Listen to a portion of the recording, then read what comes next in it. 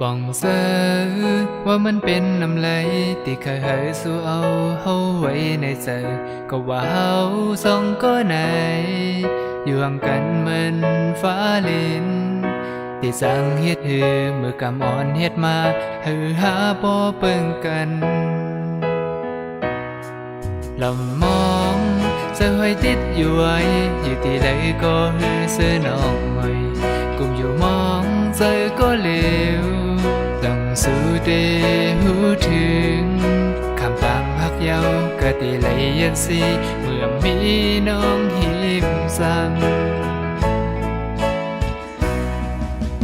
เค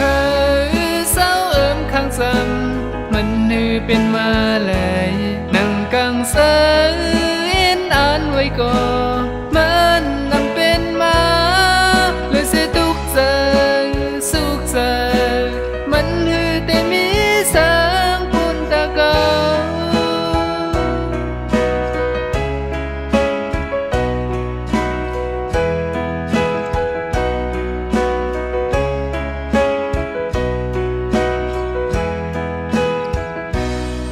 สั่งน้องได้ยินความอ่อนในเป็นที่กลางใจปีเฮาเคยลัดนี่เป็นความในอกอ่อนแลอ่อนละเธอเพิ่งถึงที่เล่นสุดบ่เป็นกรรมเฮ็ดมาก็หันใจได้อยู่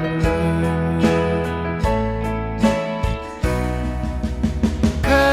ยเศร้าเอิมข้างซ้ำมันนือเป็นมาเลยนั่งกังเสืออ่านไว้ก่อนมันนำเป็นมาเลยเสียทุกใจสุขใจมันหือแต่มีแสงปุนตะเกาเคยเศร้าเอิมข้างซ้ำมันนือเป็นมาเลยนั่งกังเสือ